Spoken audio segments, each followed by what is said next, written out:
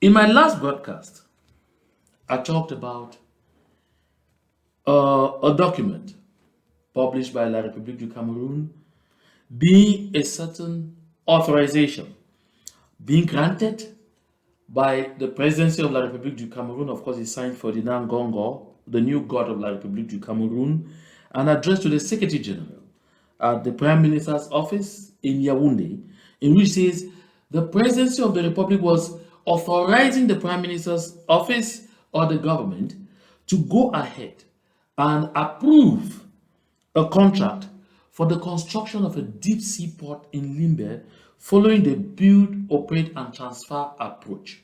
Build, operate, and transfer, BOT. The build, operate, and transfer approach. Meaning that in the unlikely event that this was even seriousness, of course, they say they're giving it to a Turkish concern, to a Turkish company. In the unlikely event that they were serious about this, the approach being taken is that this deep sea port will be constructed and it will be temporarily owned by the Turkish company and run for a certain number of years, perhaps even 3 decades, until they recover all their investments before they transfer ownership to the people of the southern Cameroons or to the city of Limbe. Before they transfer ownership. So it could be 30 years, it could be 40 years, it could be anything. That is in the unlikely event, because the first premise is that this is falsehood, this is electoral gimmick.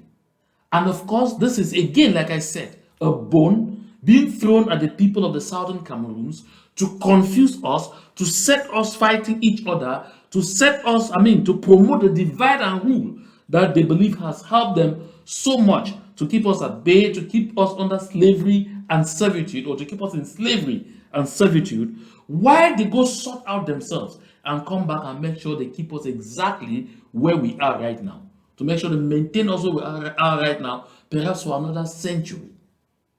So like I said, say in the unlikely event that this was even serious, it is not something that will be immediately owned. It is build, operate, and transfer. That's why they say public-private partnership.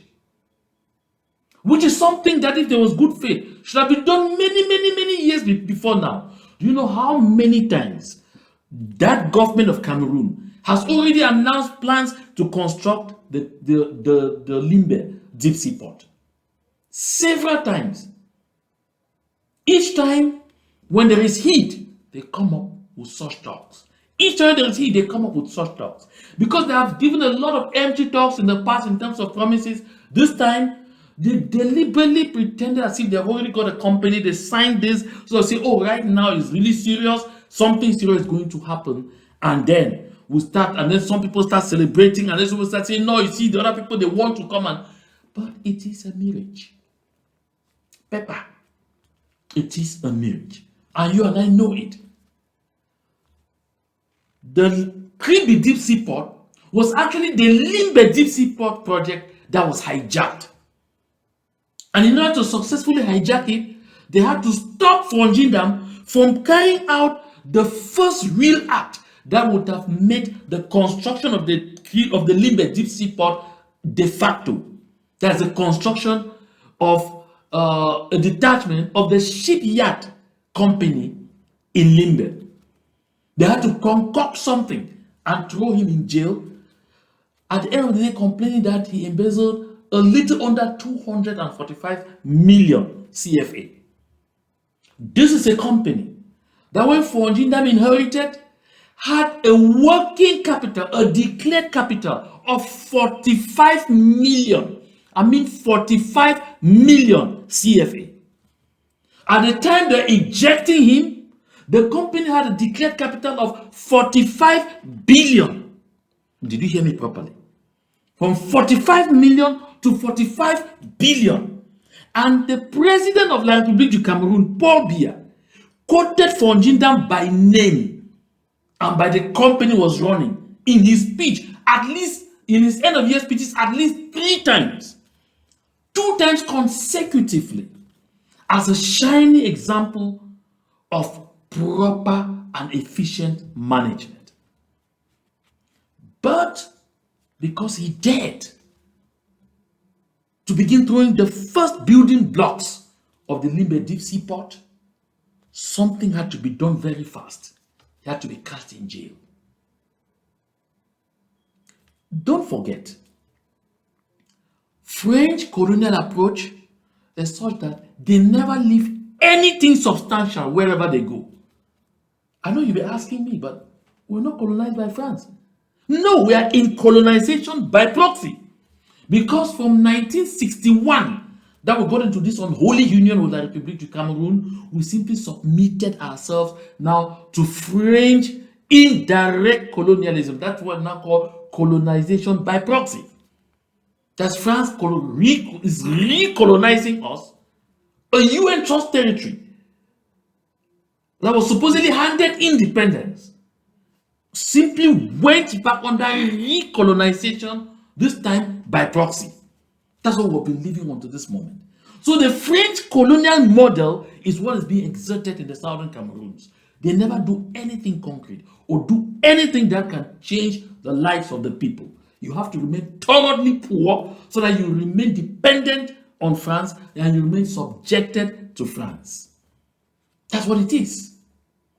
So they were really, and there are no veritable plans to construct a deep sea port in Limbe. But at the same time, I had announced on this platform that when Sonara was set on fire in 2019,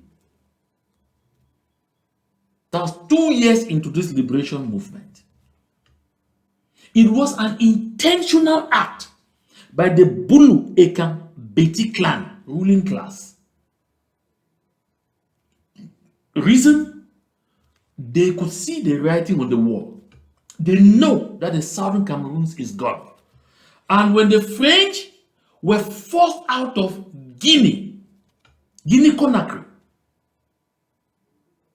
by Sékou Touré, who opted for full-blown independence, not paper independence, not political independence where France retains economic control. No.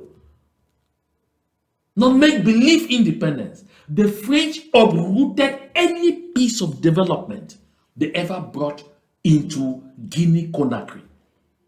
I mean, they simply uprooted and even destroyed those they couldn't take, those they couldn't dismantle, they destroyed. Destroyed. It's the same thing. The French actually practiced scorched earth policy in Guinea Conakry before leaving. They shattered the country. It's the same thing like Rebuke du Cameroon is doing in the southern Cameroons at the behest of France. And so therefore, they decided to set Sonara ablaze. But one thing they were counting on was that it was not only they were going to achieve two things.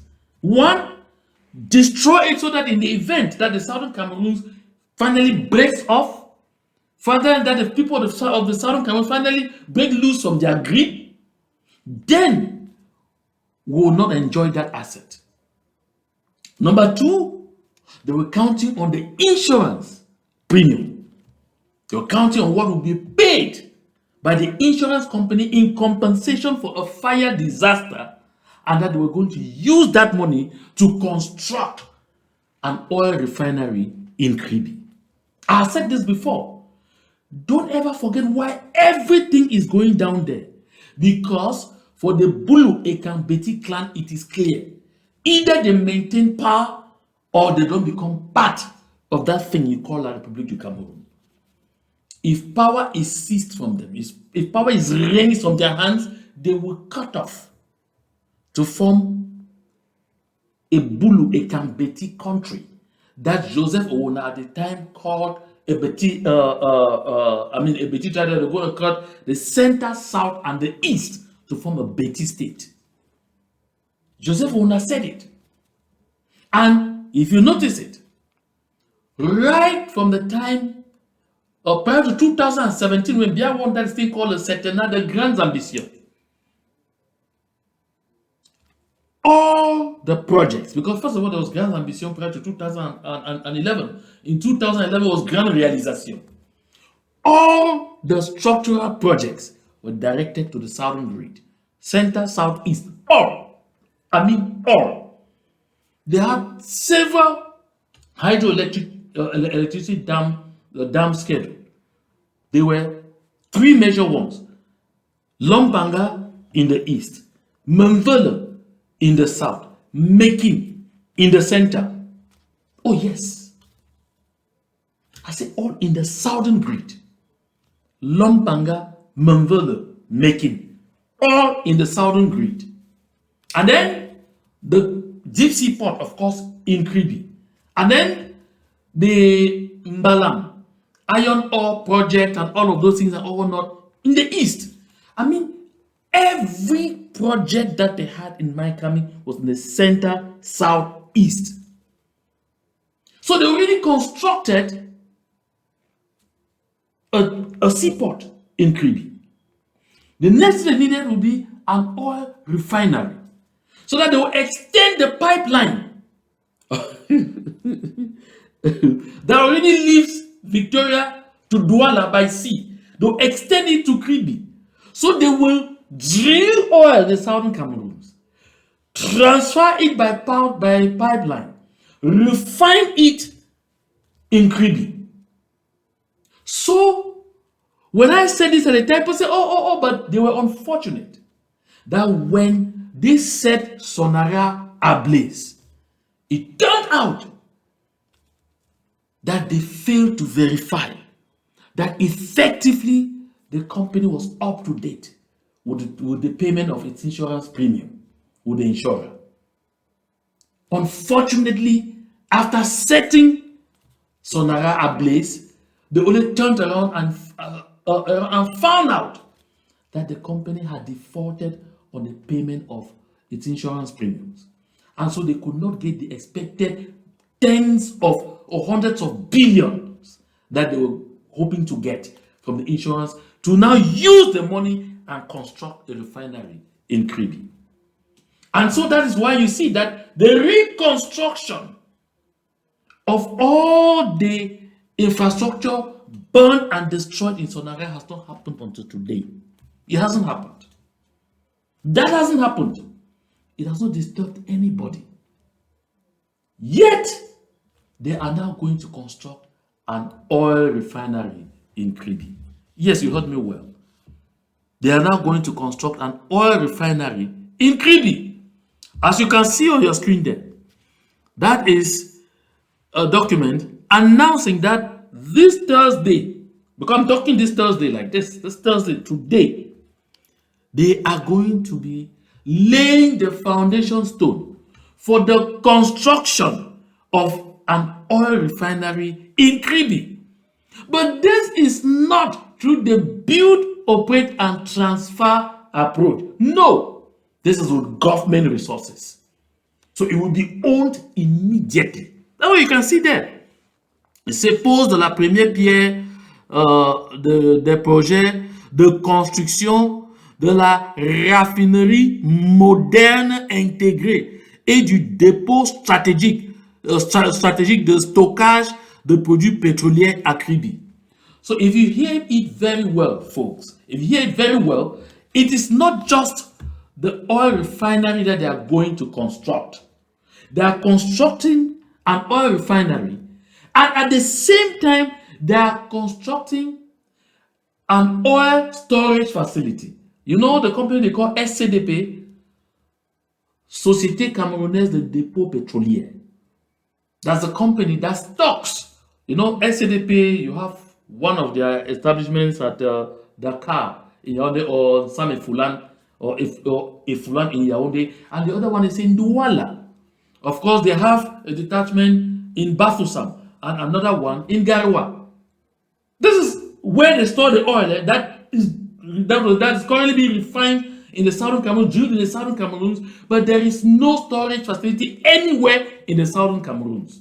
It's drilled there and transported by pipeline, and it becomes cheaper in Douala than it is in Limbe. But today, In Kribi, they are constructing at the same time an oil refinery and a storage company. They don't want to depend on SCDP because the headquarters of SCDP is in Douala. And so therefore, they are operating here within the framework of a likely Betty state. They are putting everything that will make them autonomous. Listen well. This mandate they are seeking at all costs for Paul Biya, and they know that Paul Biya doesn't have the capacity to run the country again, is because they want to buy themselves time to complete these projects before they do what they want to do.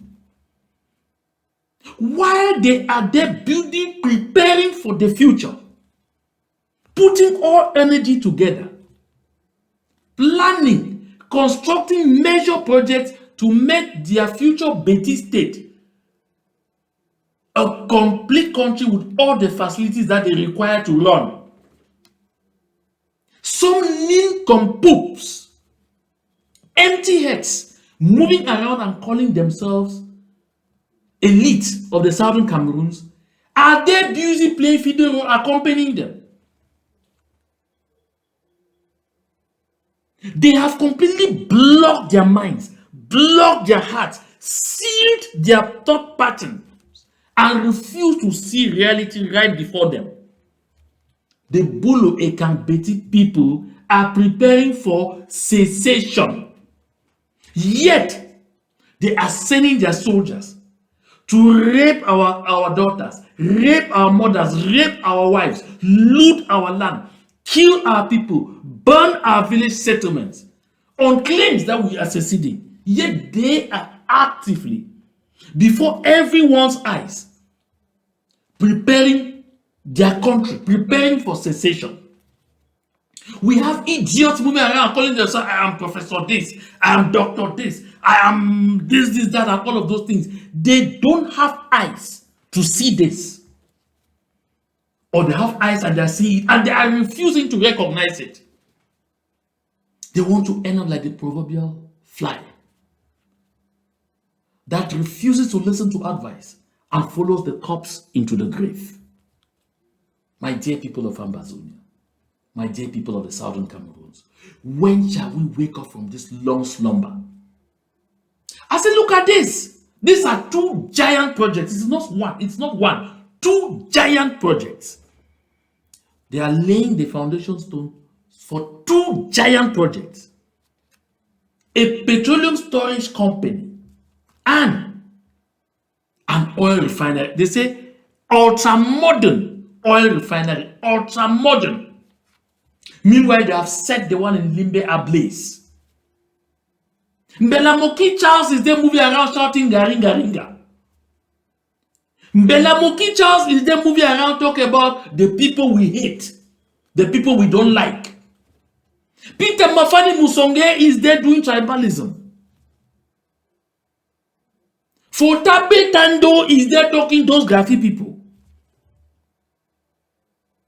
Why they are robbing us before our very eyes and instrumentalizing us to fight each other and using parrots like this one to spew this kind of shit. President Paul Biya's candidature. 13 million francs to pay the president's deposit is not caution. People call it caution now. It's deposit and another 10 million francs advance to contribute. Using ngaputs like this ones to spill trash. Huh?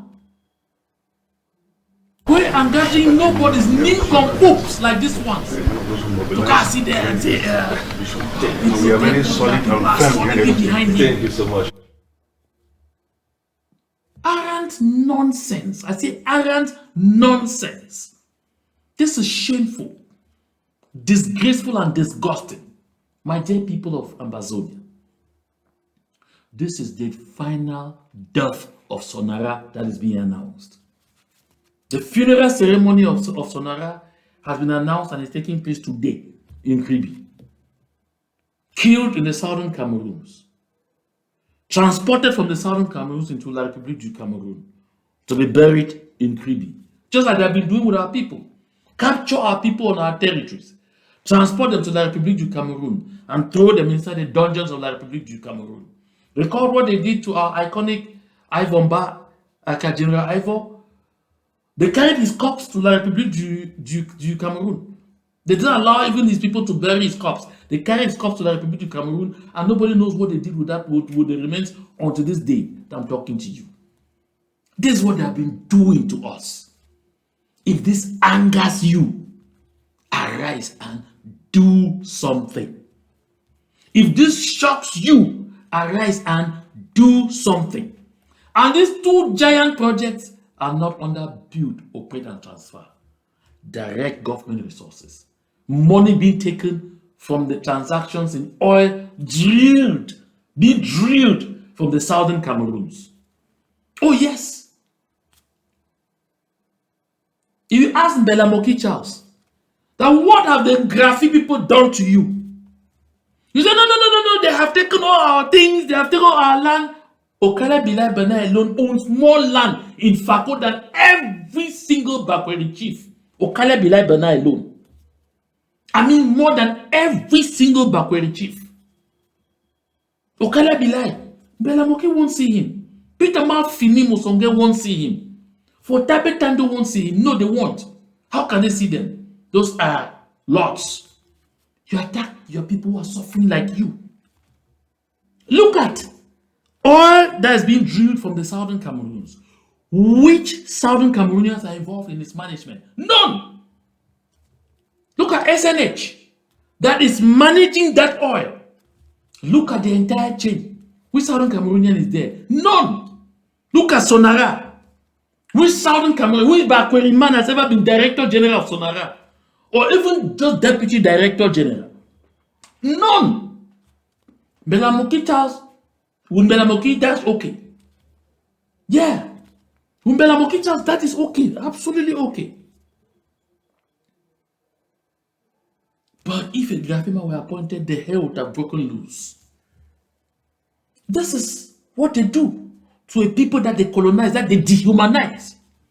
They first of all turn you against each other. They brainwash you to see yourselves as your problem, while they are looting you before your very eyes. Look at the people of Nzian, where the oil is coming from. There is no road to go to the Prime Minister's village in Bogongo. No road leading to the Prime Minister Joseph John Wute's village in Bogongo. It does not exist. There is no road. This is shameful. This is an embarrassment. This is horrible. So these projects that are going to launch, that are launching in Kribi today, not build, operate, and transfer. Direct government resources will be owned. But when they come to Limbe and say, Limbe Deep Sea Port, build, operate, and transfer. How else do you want them to humiliate you, to ridicule you, to trample upon you before you know that you have been so tinified that you need to take action? Before you know that they are busy telling you that you don't belong. What do you want them to do? And while they are saying build, operate, and transfer to you and I, in Kribi, two giant projects, not build, operate, and transfer, and that build, operate, and transfer to you and I, we know it's a mirage. You see what they are doing in Gaunde? That's in their Damawa. The Minim Matap bauxite mining project takes off at last. In the northern regions, they are not dangling a mirage. It is action. Because the people are upping the ante. The people are demonstrating their worth. The people of the northern regions. They are coming up as stakeholders that have refused to be in the menu. And so they have to deal with them concretely. Concretely. Not with our ngaputs that go and swear unconditional, unflinching allegiance. How would they take you serious? I want to say this anecdote that I said before. When I was 22, going 23, and this was in 1999, and that was on the 4th of February, it was 3rd of February 1999, when I was appointed divisional delegate for communication in Kupe Wanenguba. I was a pioneer. I did not have a public service code yet, what they call matricule. I was still en cours d'intégration. It was some form of, some form of garage they wanted to drop me at because I was already a CITV and they wanted to take me away from the microphone. Although it was short-lived. So while I was divisional delegate for communication in Kupe Wanenguba, I had the opportunity to hold talks with a lot of people. Even as a child, I could see the stupidity of the so-called political elite. I had time to have a conversation with Chief Nane. Chief Nane was calling himself the paramount chief of Bangem, Chief Nane. And the people say that he was chief of Mwangwelong, and he decided to hand Mwangwelong to someone else that was third class in several class, that he became the overall. He became a pope without his own church, Chief Nane. I had this conversation with Chief Nane. I told Chief Nane, when I look here, we go for meetings with the SDO, we go for meetings here and there, I see primary school pupils being brought to sing political songs to the SDO. Oh, Mr. SDO, when you go, tell the President Paul Biya that we, the people of Kupe Wanenguba, we are very sorry because the last time we voted for the opposition, and Zenze Ewanoge, who was there, who was been parliamentarian under the NUDP, was being told, if you want to survive, better move into the CPD. There has to be a unique party system here. It will be unconditional and unflinching support. But even as a child, I told Chief Nane, I told late Honorable Zugontane, and I told the other one who was from in a village there just before Mwambong. Yes, he was from Mwambong. He was a CBD section president. It's Simon Nkwele. Simon Nkwele. I told them in a meeting, I said, you people are making a mistake. Look at Kupe Wanenguba. It is so underdeveloped. There is no road, good road, linking any of the subdivisional, at that we will call it subdivisional headquarters to the divisional headquarters. At the time, there was no road linking Bangem to Nguti. Even the road linking Bangem to Tombel will be passable once in a while and under difficult conditions, 50-something kilometers. And so, for the divisional officer for Tombel to come see the senior divisional officer in Bangem, he has to leave Tombel, go through Lum in the Mungo division of La République du Cameroun, pass through Nkonsamba, pass through Melon, and then embrace another very funny 33 kilometers over, which will be better because a lot of it is in the Mungo division to get to Bangem. For the Dio of Nguti to visit his administrative unit, Nguti, local government area, he will have to leave Nguti, pass through leave Meme, and come pass through Tombel, get through La République du Cameroun in Mongo, then pass through Lum, go pass through Konsamba, pass through Melon, and pass through Sancho, which is a part of the west region, in order to get to the hinterlands of the Mbo area, to go to Mbeta, to go to Njungo. And then if he has to go to Elumba, it's trekking, because I did that trekking. Over 2 hours to get to Elumbambo. Yet these are places that are voting 100% CPDM. And I asked them, where is the development? I said, you people sit here and you are accusing the government that people, all development is going there. I said, because they are recalcitrant.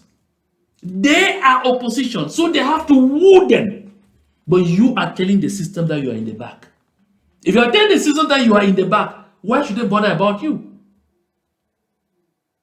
You're already in the back. You are assured. You are providing unconditional and unflinching support. And then tomorrow, you don't blame the system that has taken you for granted because you have told that system that you are banana and the system transforms itself into monkeys and they are eating you up. You turn around and blame another person that understands the political game and are playing it to their benefit. This is what it is. Call the spade a spade. And I told them that with this mentality, this administrative unit is going to remain seriously underdeveloped. This was prophetic. I said that was 22 going 23. If Chief Nane is still alive and hears me, he will confess that I said it to him. At his palace, around squares there in Bangem, around 3 corners there in Bangem. I said it to him. I said it to Simon Kwele. At least also Chief Simon Kwele. These are things Zobontan is late. I said it to a good lot of them. I said create an opposition even just for the sake of it. Divide the things. Let opposition win some part, the other one win some part, because they will now be struggling to secure everything. You will get at least some crumbs. Hell no. What did they get? Look at Kupeng Wanenguba. It's one of the most enclaved administrative units in the southern Cameroons. Kupeng Wanenguba. Elumba, Mbo, very fertile lands. A lot of crops. How did they get them to the market? No road. Njungo, the same thing. 7 kilometers from where you have how do they call that place? When you get to the junction between Sancho and Mbeta, before you start climbing the hills to go to Njungo, that distance is about 7 kilometers only. It took us 7 hours to come away from there. When Mr. Nutsa Joseph, who became governor in the Adamawa, he was the SGU then in Kupemanenguba. 7 hours. Now talk about Ndian, because I know Ndian very well. I was a consultant for Bamo plantations. I know Ndian very well. No roads too, nothing. I mean, Bogongo is the village of Chief Joseph John Gute. No road for John Gute to get to Bogongo as we speak. Nothing. There is a beautiful island village in Meme, they call it Koto Barombi. That's a place where if the roads were just tarred right up to that place, that entire village will be so developed you can't imagine money that will be pouring there because of tourist visits. They call it Koto Barombi, the island village. My brothers and sisters, just to leave from the road that is going to Mbonge, to branch in there, the few kilometers to get into Koto, mainly before getting into the canoe to get into the island is a talk of war. I spent time on that island, in that island village, Koto Barombi. Folks, when I speak and I tell you I know the southern Cameroon's territory to my fingertips because I have been everywhere. I was not just a journalist. I was somebody who was very productive. I shot documentaries in a good lot of those villages. I visited all those hinterlands. So I know what I'm talking about. We have potential. We have all it takes to be a very developed country. All we need is the will to defend, fight like hell, and take back what truly belongs to us. The onus is on us to do it. No one else will do it for us. So look at elsewhere, they give them substance. To us, they dangle before us a mirage. Oh yes. Yeah. They throw an empty bone at us. An empty bone. It is shameful. We have to get up from this slumber. We absolutely have to get up from this slumber, my dear people of Ambassade. It's painful. It's shameful. Joseph John Gute is sitting there, calling himself Prime Minister. I will address the Joseph John Gute case on Saturday. On Saturday, I'll have a very special broadcast here where we will really have fun talk. Get up from sleep. We can't continue to sleep when there is work. We can't continue to sleep when there is opportunity. We can't continue to sleep when our people on ground zero are showing daredevil determination to fight all the way to the end. You are lucky, like me too, to be in the diaspora. We should be working overtime, working many jobs to see that we contribute to free our homeland. If you were angered, you were disgusted, you were frustrated, you are disturbed that some people ate your money, please, you can't keep crying all the time. We must find a way forward. Get up from sleep. I shared my contact earlier on this broadcast, and I said, if you want to contribute, you don't want to use the channels that we are sharing to contribute, you don't want to go through the Ambazonia Relief Fund, you don't want to contribute through any other thing, you want to have a private channel through which you will make your secure contributions. Fine, I understand that. Reach out to me. Use the phone number +1 240 883 6443. +1 240 883 6443. WhatsApp only. You can text. If you call and you don't get me, because like I said, this sometimes it's not very monitored, leave a message, a text, or leave a voice note. When I get to it, I will contact you. And then we will be able to talk, and we will see how to put our heads together to ensure that we guarantee the freedom of our country. There's much more to talk about. Like I said, I will be coming here almost daily because we need to get to the crux of this matter. My people, don't forget what I said the other day. That listen, in a race between a lion and a deer, many times the deer wins because the lion runs for food and the deer runs for life. We know the lion is stronger. The lion should even be swifter than the deer. But many times the deer wins the race because the deer is running for dear life while the lion is running for food. I say, remember, purpose is more important than need. My dear people of Ambazonia, La République du Cameroon can be outsmarted along with France. Because we are running for dear life. We are fighting for our own very existence. It's an existential fight for us. For them, they are fighting for additions. They are fighting for food. They are fighting for food. Just a little more determination, and we will get to where we want to go. Trust me on this, folks.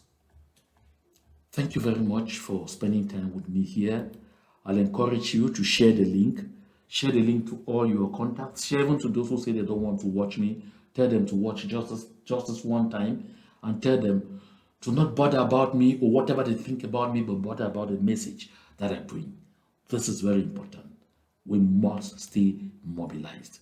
Thank you so much for your very kind attention. To God be the glory.